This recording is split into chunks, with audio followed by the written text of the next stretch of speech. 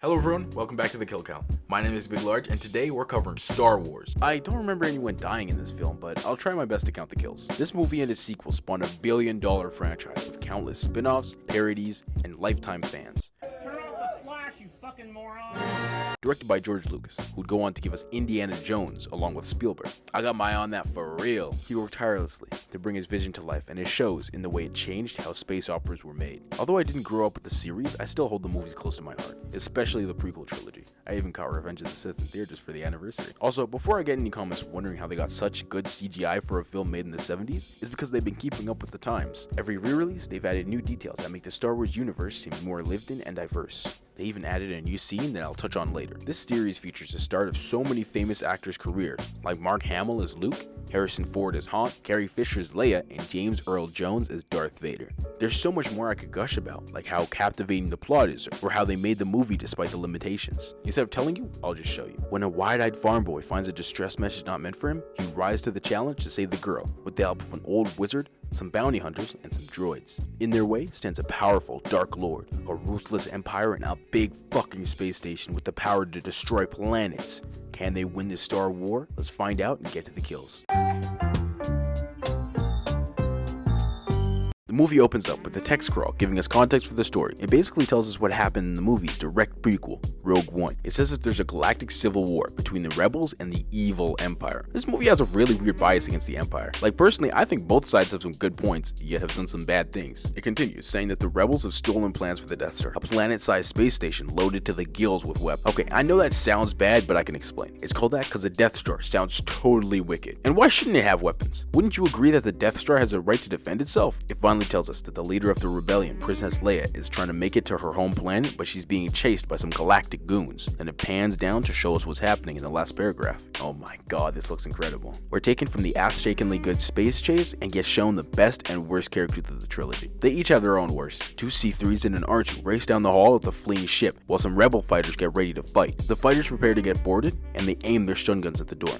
Oh, I forgot to mention, the Empire is big against violence, so they outlawed lethal laser pistols. Everyone in the movies are walking around with stun guns. They pack a mighty punch, hard enough to knock niggas out, but not enough to kill. Anyways, as they board, we hear the infamous Imperial March theme. The score for this movie is so good, yeah. They blast the doors off and stormtroopers run in with their blasters. Through sheer force, they proceed to push their shit in and chase them down the hall with zero casualties. From this smoke comes the second in command and the peace-loving, merciful Darth Vader. He examines the scene with a heavy heart, despising what he has to do, knowing it's what the rebels drove him to. The droids got separated, but C-3PO finds R2 chatting with Princess Leia right before she skedaddles. The Empire holds the rebels hostage as the GOAT interrogates the ship's captain. A stormtrooper mentions that the plans aren't on the ship's computer. Darthy Poo gently lifts him up and asks him if he received any transmissions. He tells him no, since they're on a diplomatic mission. He tries to ask where the diplomat is, but since the captain is narcolepsy, he falls asleep right there. Vader carefully sets him down as to not disturb his slumber. Originally, they hired David Prowse to portray the character.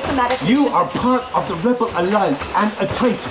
Take her away. They didn't want this imposing force to sound like a whiny dweeb. They got a darker voice in James Earl Jones. In his first voice acting role, Vader passionately requests his men to search for the plans and Leia. When she's caught, she blasts them before fleeing, but they stun her before she can do anything. Elsewhere, while the Goldbot is bitching about having to escape, R2-D2 puts a plan in action and gets him an escape pod. For some reason, this is a debate between them, and he has to get shot at before he hops in. The control room sees the pod leaving, but they don't pursue it because they detect no life on it. When the princess is brought to Vader, she tries acting innocent and says she'll be in big trouble for attacking and interrupting their mission. But he pulls her card and tells her to cut the shit. He knows the ship received a transmission containing the DP plans. When she continues to act, it only pisses him off, so he sends her away. A lower general shares his concerns that the princess won't spill, and if word gets out that they attacked her ship, it can make him look bad, but he reassures her that he'll be able to get her to talk. The captain interrupts him to tell him about the escape pod, so Darth sends a fleet down to go follow it. Speaking of that pod, they land in a desert planet, and the two robots argue about which way to go. Well, it's more like the yellow guy tripping out while R2 mogs him and goes his own way. Eventually, the blue bucket makes his way to a rocky, cavernous region and gets kidnapped by Jawas. Apparently, Tatooine used to be full of life and inhabited a race called the Kumangas, until another race called the Rakatsans came and fucked it all up, sending them back into the primitive ages. They take him back to their sandcrawler. For this scene, they use the miniature and special effects to bring the behemoth to life. Aboard the droid, he wanders around finding a gonk droid and his old pal C-3PO. Ain't that a bitch? The next morning, the fleet looks for the pod and finds proof of droids. When the crawler comes to a stop, they bring out the bots to sell them.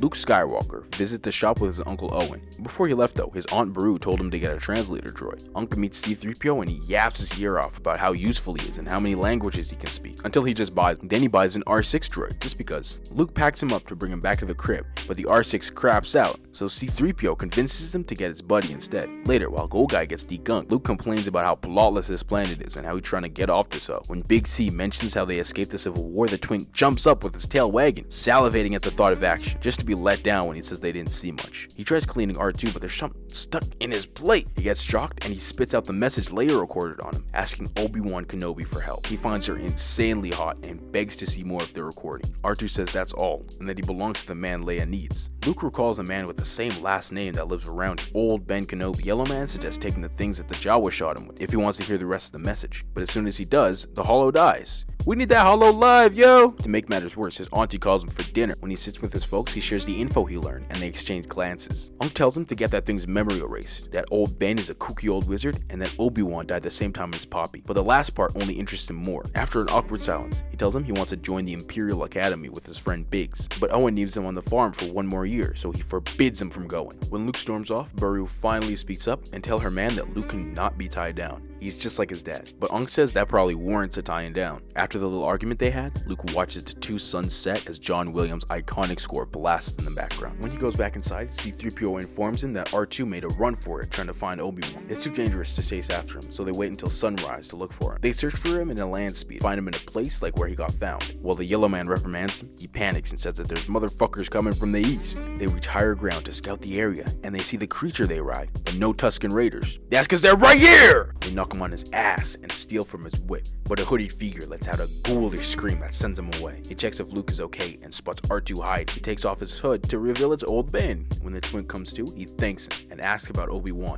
This one scene gives us two iconic moments within a few seconds. When he says he hasn't heard that name in a long time, and when he asks if he knows him, he says, well, of course I know him. He's me. He tells him he hasn't gone by that name in a minute and says that he don't remember owning a droid, which is weird because if you've seen the prequels, nigga, yes you do. Obi-Wan urges them to dip before the Raiders come back with friends, and they find C-3PO all fucked up. When they get to Obi-Wan's crib, he tells him about his father. He says that him and his dad were both Jedi Knights that fought in the Clone War. All his glazing reminds him of a gift, his father's lightsaber. While he waves that bitch around, Old Ben talks about the old days, before the Empire formed. He says that the Jedi were guardians of peace and justice in the Old Republic. When Luke asks how his poppy died, he tells him that the former pupil of his, Darth Vader, got into a fight with his dad. Then he goes on to explain the Force to him. It's an energy field generated by all living things that bind the universe together, like gravity. It can be studied and harnessed, resulting in supernatural and superhuman abilities like telekinesis, mind control, telepathy, and seeing into the future. It can even make you run faster and jump higher. Now, there's two main sides of the Force, the light side, or the Ashla, which represents humility, selfishness, and compassion, and the dark side, or Bogan, which represents anger,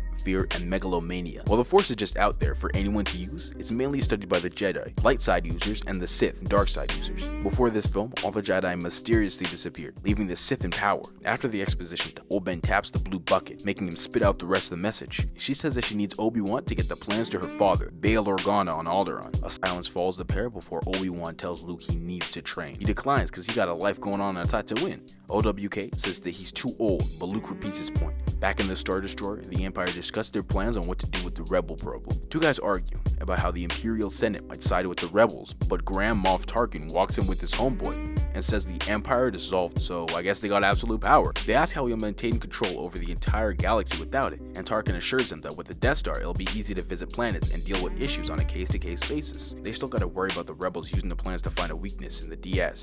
Some say that the Death Star is too strong to get blown up, and Darth claps back that compared to the Force, the Death Star ain't shit and can still be destroyed.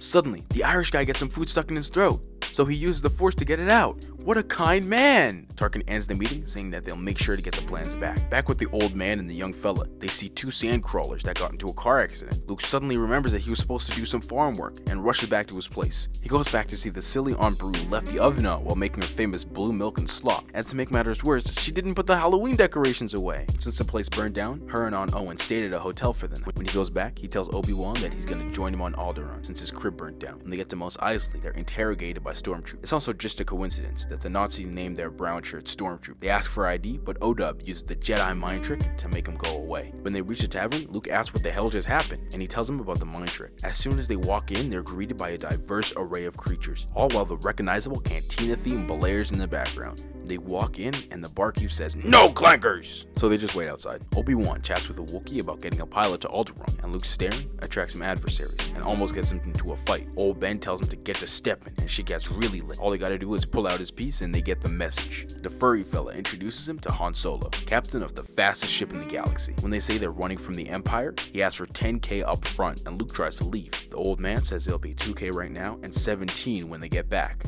which tickles his fancy. They leave to sell Luke's land speeder, and Chewbacca gets the Millennial Falcon ready. On his way out, Han sees his old friend, Greedo. They both work for Jabba the Hutt, and Greed wanted to show off the blaster Hutt gave him. Mid-conversation, he randomly gives in to his table-licking fetish and goes to town on it. Han is aromantic and asexual, hence the name Solo, and is very intolerant to that kind of stuff, so he leaves. In an additional scene, Han Solo meets with Jabba the Hutt. Originally, they didn't have the technology or the vision really to complete this scene, but they shot it anyways with a stand-in actor that acts his ass off. When competent CGI tech emerged, they remade the scene with a space slug instead. Han came to ask why Greedo got a stun gun and he didn't, and Jabba replies it's because he sure knows how to lick a table, if you know what I mean. This act of sexual exploitation angers Solo, but he chooses to walk away. Later, Luke and them meet the Millennium Falcon and call it a piece of crap. Han explains that it's better than it looks and it has been modded to perfection. After selling the speeder for way less than it's worth, they got followed by a mysterious figure. They see some stormtroopers and instantly snitch. As they leave, they get blasted on by space cops. Surprisingly, they don't get hit as they leave the planet. When they do though, they're chased by Star Destroyers. While they try to outmaneuver their ops, Luke starts hating in the pilot's ear, talking about Han Solo ain't about this, Han Solo ain't about that. So he shows him who he is by jumping the lights. Meanwhile, Vader visits Leia to give her medication for her space diarrhea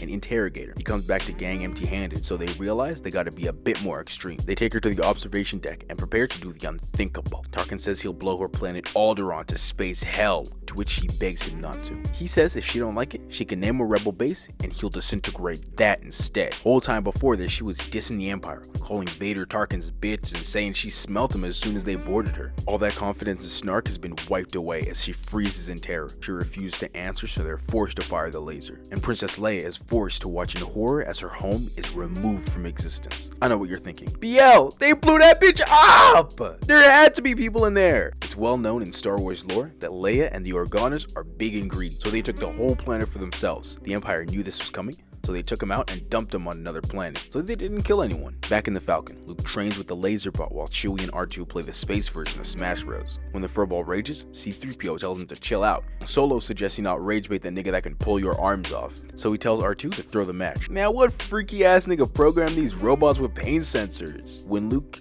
gets whooped by the training machine, Odub suggests using the Force to help him sense the attack. Han chimes in to say that the Force doesn't exist, and just pick up a bullet. To reinforce his point, old Ben puts on a helmet and tells him to feel it out, and it actually works. Shaken, Han Solo regains his composure and calls it Mickey, saying it's easy to do against a machine, but try it against a living being. As they reach their destination, they realize there is no destination. Obi-Wan predicts the Empire blew it up, but Han says ain't no ship big enough to destroy it. An Imperial cruiser passes them, and Han tries to take it out before it reaches the moon in front of them. It doesn't take them long before they realize that's no moon. That's the Death Star. They try backing up, but they get caught in this tractor beam. They're pulled in, and Vader and them are informed that it's the same ship that had fought its way off Mos Eisley. They surmise they're here to see the princess, and goes to greet them personally. When Darth gets there, they tell him that there's no one, so they probably jumped ship. He remarks that he feels a presence he hasn't felt in a long time. The stormtroopers search the Falcon and come out empty-handed. When they leave, Gangy pops out from hidden compartments used for smuggling. He says they can't get out of there because of that strong-ass beam, but Odub says that he got a plan. Han says, I knew your fool ass was gonna say that. Then he asks, who's more foolish, the fool or the fool that follows him? Some guys come onto the ship to dismantle it, and they get knocked out. They lure two more stormtroopers and stun them with their gun. A control panelist tries radioing one of them in, but gets no response. He visits the window to see him actually there, so he goes to fix his comm. When they open the door, he sees a mad Wookiee and a group of rogue ST. They stun them all and lock all the door behind them. I can't find the interview, but I remember them saying that they had to use stop motion for the door because they didn't have the tech to make it slide upwards. R2 plugs into the ship's computer to find out how to turn off the thing keeping him inside. When he finds it, Obi-Wan tells everyone to hang tight and says goodbye to Luke before running off into the halls. Bounty Hunter Trade gets into an argument with the Twink about how crazy the old man is, and R2-D2 pops off because he found Leia. He tells him the exact location, and Luke tries convincing Han to go with them. His cowardly ass says F that beat. Odub told us to stay right here. When Luke reminds him that princesses are rich and he'll most def get a huge reward, counts himself in. His plan is to put some cuffs on. Is to have Han put some cuffs on Chewbacca and take him to the detention center. Oh, and they scare away a little droid. They get to the detention center and try tricking the workers to get further in. When one of them do, all hell breaks loose and everyone gets knocked out. A different sector calls up that area and asks what the hubbub was about. Han rambles and stammers, causing the other guy to ask who's on the phone. We have a reactor leak here now. Give us a few minutes to lock it down. Large leak, very dangerous. Who is it? What? I should kick your fucking ass. Who is this?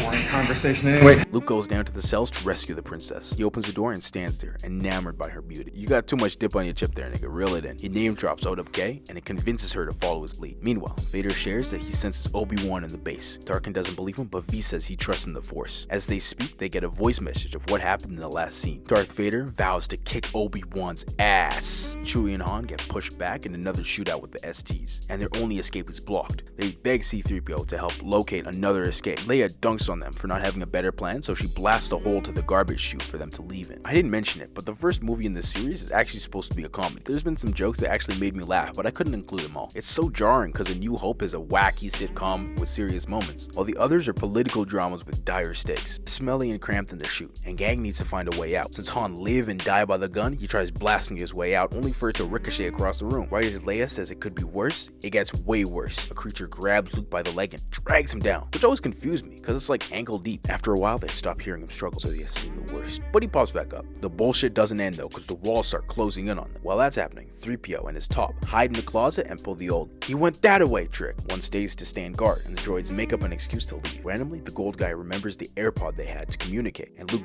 begs for help. "Save me, C-3PO, save me!" They're all about to be pancaked, and right in the nick of time, R2 shuts down the compactors. They all pop off and celebrate because they didn't get flattened, but 3PO takes their screams of joy for screams of pain and laments his failure. When he gets word they're fine, he opens up the door for them to leave. As they march on, Leia tells both boys to follow her orders from now on. Since she's a freedom fighter and a diplomat, she's literally the most qualified for this. And while her plan didn't go too well, it got him out of the sticky situation. Her and Han bicker about who's listening to who, and she calls Chewie a walking carpet. What she say fuck me for? They reach back above the hangar where the Falcon is, but there's a shit ton of stormtroopers. They turn the corner and get ambushed by a ton of them. In a hilarious scene, Han and Chewbacca chase him down just to turn and see a whole militia of them. Both elves also getting ran down. They make it to a broken bridge and close the door. Since there's no lock on it, Luke shoots it out. On the other side, there's STs shooting at him too, surrounded with the walls closing in, not literally. Luke has to think quick on his feet to get him out of this. Since he still has the belt from the disguise, he takes out a grappling hook and holds onto the princess, and she gives him a love peck for good luck. How cute. Then they successfully make it across. Whole time they were on the Death Star, Oda been sneaking around, turning off the magnetic field. He finally stumbles across Darth Vader, and the old fella randomly attacks him. They get into a lightsaber duel that's actually pretty lame. I know this is the first time, but I prefer the ones in the prequels way more. The gang meet back at the hangar, but they have the same problem. The stormtroopers see their boss getting beat up by an old man and rush to help him. Gangy takes this opportunity to come in and get back on the ship. Luke stops to watch the fight, and Obi-Wan sees this as an opportunity to try out the magic trick he's been practicing. Vader swings at him, but he disappears. Luke screams in terror because he wanted to learn that trick too. They all board the Millennium Falcon and comfort Luke. Apparently they're not out of the woods just yet because they got TIE fighters on their ass. Luke and Han man the guns while Leia flies at them. They get blasted like crazy but manage to safely incapacitate the ships. They pop off as two more come in. They have a much easier time with the other two and celebrate their victory before jumping into hyperspace. Leia tells Han the only reason they left was because the Empire let them and is tracking them, which is confirmed in the scene about tracking the ship. She says they still gotta get the data in R2 analyzed, but Han Solo says that this is where he leaves the party. He doesn't want to be part of a revolution, he just wants his pay. She storms off and says fine then, and tells Luke his friend is a dick and a coward dog. What use is money when you're not free enough to spend it? Luke sits down and tries to see if Han is interested in her. Bro sees right through it and rage baits him, saying that he can see them getting together, which gets the reaction he wanted out of Luke. They make it onto the moon, Yavin, with the rebel bases, and get the data out of the blue bucket. After descrambling the plans, they come up with a strategy to target its weak points. Apparently, there's an exhaust port that leads to the main reactor system that'll destroy the entire station if it's shot at. The only problem is that it's 2 meters wide. They're going to be on the move quite a bit, so it's impossible. But Skywalker sees this and says, nah, I'd win. The Empire brings the Death Star to the satellite and prepare to take out the rebellion. Before Luke leaves, he tries convincing Han Solo to fly with them, saying that he's such a brave and talented pilot, it would be a waste for him to just leave. Han shoots back, saying attacking a big ass station like that ain't brave, it's stupid. He says besides, there ain't that much of a reward in it. They scoff at each other and said their spiteful goodbyes. When Leia sees him all sad, she gives him another kiss on the cheek, and it really cheers him up. To add to the joy, he sees his best bud, Biggs, the nigga he was talking about earlier.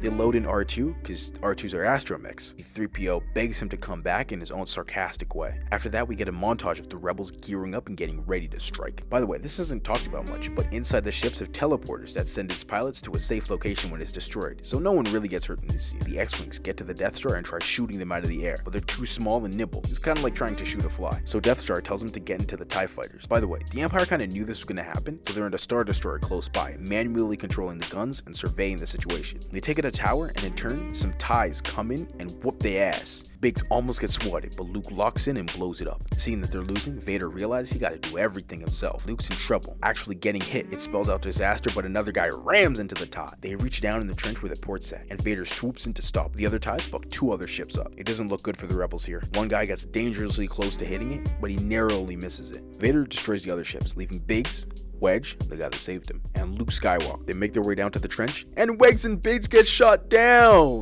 Luke don't even give a fuck. What the hell? The reason the other guy missed was because the ship's targeting system is inaccurate. So with some guidance from Obi-Wan, he tries using the Force. Even Darth Vader points out how Force sensitive he is. Luke stalls a bit too long, and they land a shot on R2 head top. Right as the Empire's co-leader is about to kill him, one of his men gets shot down by Han Solo. Then he knocks the other ships into Darth's TIE fighter, sending him spinning into the wind. With less pressure, Luke shoots the torpedo, and it blows. When they get back to the rebel base, they all hug and rejoice. C-3PO sees his man in a horrible condition and begs him to get fixed. The movie ends with everyone but Chewie getting a medal for their bravery. Let's get to the numbers and see how many got killed.